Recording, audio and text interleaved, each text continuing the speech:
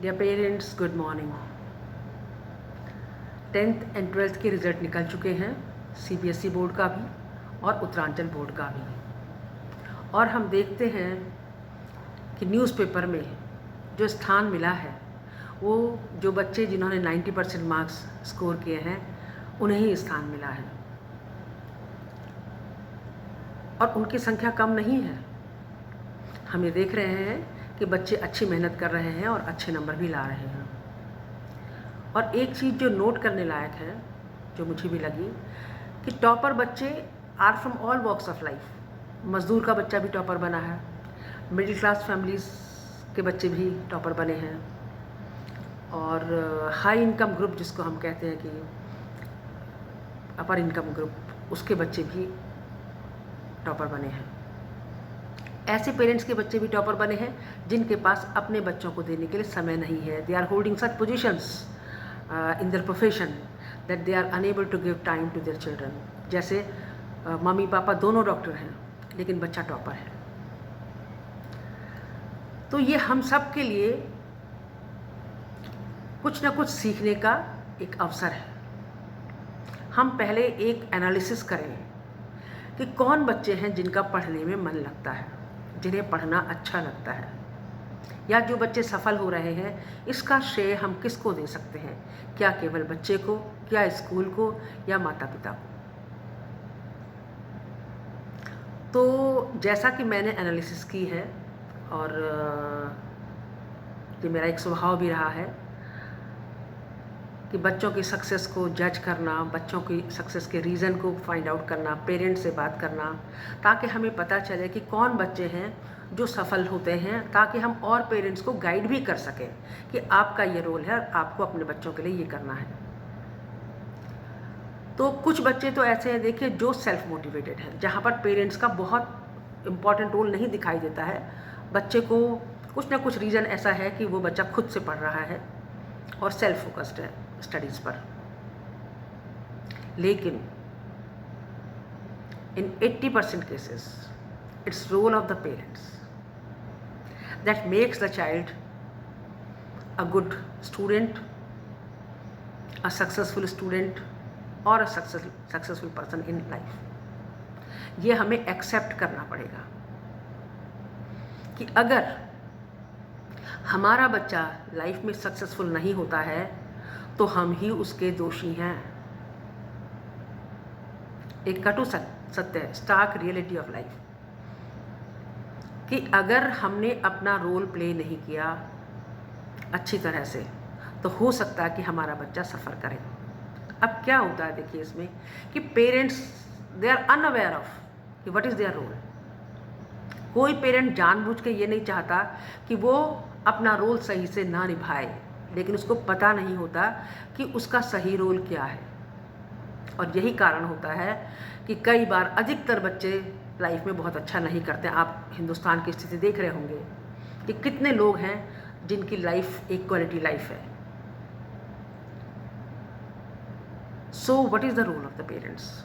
देखिए, पेरेंट्स का रोल सबसे बड़ा ये है कि शुरू से ही, जैसे ही वो माता पिता बने हैं, वहाँ से अपने रोल को समझना और वहीं से फोकस हो जाना कि मुझे क्या क्या अपने बच्चे के लिए करना है, मुझे कितने सेक्रीफाइस करने पड़ेंगे, मुझे कितना सेल्फ कंट्रोल करना पड़ेगा, मुझे घर में बच्चों के लिए किस तरह से सिस्टम बनाना पड़ेगा कि बच्चा अपना 100% दे सके। सबसे पहली चीज़ प्रायोरिटीज़, कि आपकी प्रायोरिटीज़ क्या होनी चाहिए, बच्चे की पढ़ाई या एनीथिंग एल्स। आप घर में कौन सी बातें डिस्कस कर रहे हैं, किस तरह की बातें डिस्कस कर रहे हैं, इसका भी एक बहुत बड़ा इम्पैक्ट होता है बच्चों पर। तो हर पेरेंट को ये समझना है कि मेरे बच्चे का भविष्य मेरे हाथ में है। अब जो बच्चे टॉपर बने हैं, बहुत अच्छा कर रहे हैं, we need to know from their parents only कि व्हाट वाज देयर रोल, उन्होंने क्या किया कि उनका बच्चा पढ़ाई में अच्छा कर रहा है। अभी कुछ पेरेंट्स एडमिशन के लिए हमारे स्कूल में आए थे, देवर फ्रॉम कोटाबाग। तो वो बता रहे थे कि हम लोग 3 भाई हैं और तीनों भाई अपने बच्चों की शिक्षा के लिए कोशिश करते हैं कि उन्हें अच्छी शिक्षा मिले, और तीनों के बच्चे जो हैं वो नवोदय में पढ़ते हैं, यानी उन्होंने नवोदय का एंट्रेंस एग्ज़ाम पास किया है। और उनके साथ उनकी दादी भी आई थी, यानी दादी का भी पार्टिसिपेशन है कि बच्चों को अच्छी शिक्षा मिले। हम क्या कर सकते हैं बच्चों की अच्छी शिक्षा के लिए। उनमें से तो एक फादर का ये भी कहना था कि मैं अपने बच्चों को अंग्रेजी सिखाने के लिए खुद अंग्रेजी की क्लासेस ले रहा हूँ, ताकि मैं अपने बच्चों को अंग्रेजी सिखा सकूँ। इस तरह से कई सारे पेरेंट्स हैं जो एक्स्ट्रा एफर्ट्स कर रहे हैं बच्चों को सफल बनाने के लिए। और ये देखिए एक छोटा सा लाइफ स्पैन है, जब बच्चा क्लास फर्स्ट में गया, फर्स्ट से लेकर क्लास 8 तक, जहाँ पर आपको अपने बच्चे पर ध्यान देना है और उसकी जो एनर्जी है उसको स्ट्रीमलाइन करना है टूवर्ड्स द स्टडीज़। क्योंकि भारत जैसे देश में जो श्योरिटी पढ़ाई से है वो श्योरिटी और चीज़ों से नहीं है। ये तो एक अलग विषय है जिस पर हम कभी बाद में अलग से चर्चा कर सकते हैं, बट पढ़ाई एक श्योर शॉर्ट साधन है कि जिससे आप कहीं ना कहीं एक अच्छी आजीविका ले सकते हैं। So this is to be worked upon by the parents only, कि मेरा क्या रोल होना चाहिए। अगर आपका बच्चा सक्सेसफुल नहीं होता है तो ये हमें देखना है कि हमसे कहाँ पर कमी रह गई या हम अपने दायित्व को कहाँ पर अच्छे से निभा नहीं पाए। देखिए अधिकतर ये भी चर्चाएं होती हैं जब रिजल्ट आता है कि 90% से क्या होता है। बच्चे अक्सर कहते हैं कि 90% से क्या होता है। देखिए जो ये 90% मार्क्स होते हैं, इन अकेले मार्क्स से तो कुछ नहीं होता है, लेकिन इन मार्क्स को लाने के लिए बच्चों को जो अपने अंदर कैपेसिटी, कैपेबिलिटी और एबिलिटीज़ डेवलप करनी पड़ती हैं वो काम आती है। एक बच्चा 90% मार्क्स नहीं ला सकता अगर वो मेहनती नहीं है, अगर वो सिंसियर नहीं है, अगर उसका सेल्फ कंट्रोल नहीं है, अगर वो कुछ सेक्रीफाइस नहीं कर सकता है और अगर उसके पास एक स्ट्रॉन्ग विल पावर नहीं है। ये चीज़ें आवश्यक हैं to achieve the goal, to achieve the aim. तो 90% जो नंबर है वो नहीं काम आएंगे, लेकिन काम क्या आएगा, जो योग्यताएं जो आपने अपने अंदर एबिलिटीज़ डेवलप की उस 90% को लाने के लिए। बिना मेहनत के आप 90% मार्क्स नहीं ला सकते। और अगर आपको 90% लाने के लिए आपने मेहनत की तो मेहनत आपके स्वभाव में अगर आ गया तो फिर वो हर जगह आपके काम आएगी। सिंसियरिटी है, देखिए अगर आप सिंसियर हैं तो आपको सफल होने से कोई नहीं रोक सकता। अगर आपकी विल पावर स्ट्रांग है, आपने सोच लिया कि मुझे ये करना है तो करना है, तो आपको सफल होने से कोई नहीं रोक सकता। अगर आपका अपने ऊपर सेल्फ कंट्रोल है कि टीवी खुला है लेकिन आपको लगता है नहीं मुझे पढ़ना है, इस समय मेरा पढ़ने का टाइम है, और आपने अपने ऊपर सेल्फ कंट्रोल कर लिया, यानी जब आप चाहें तो आप सेल्फ कंट्रोल कर सकते हैं, तो आप जीवन में सफल जरूर होंगे। क्योंकि आपको पता है कि कहाँ पर मुझे सेल्फ कंट्रोल की आवश्यकता है। सेक्रीफाइस आप कितना कर सकते हैं कि आपको नींद आ रही है, आपको लगा कि नहीं ये मेरा अभी पढ़ने का समय है, और जैसे आप पढ़ने के लिए तैयार हुए आपकी नींद गायब हो गई, तो ये आपका सेक्रीफाइस है। अगर आप 8 घंटे सो रहे हैं, आपने डिसाइड किया कि नहीं भाई आज तो मैं 6 घंटे की नींद से ही काम चलाऊंगा या चलाऊंगी, तो आपने देखा yes you could manage with 6 hours sleep also. तो क्या है, वो जो सेक्रीफाइस आपने किया 2 घंटे की नींद का, 2 घंटे के आराम का, वो आपके काम आएगा। तो अब आपको ये देखना है कि आप में इनमें से कौन कौन सी क्वालिटीज़ हैं। अगर आपके अंदर ये क्वालिटीज़ हैं और आपने उनको प्रूव किया है तो डेफिनेटली आप अच्छे मार्क्स लाएंगे ही लाएंगे। और भारत जैसे देश में जो पढ़ाई आपको दे सकती है वो और कुछ भी दे सकता है, ऐसा नहीं कि नहीं दे सकता है, लेकिन पढ़ाई is only a sure short way to achieve what you want to in your life. देखो, टू स्कोर 90% मार्क्स और अबव 90% मार्क्स के लिए आपको क्या होना जरूरी है, परफेक्शनिस्ट होना भी जरूरी है, कि आपको अपने काम को परफेक्टली करना है। आप कुछ लिख रहे हैं तो कॉमा की मिस्टेक तो नहीं है, फुल स्टॉप की मिस्टेक तो नहीं है, कहाँ पर क्वेश्चन मार्क लगाना है, क्वेश्चन का आंसर कैसे करना है। You should know the finer nuances of writing the answers.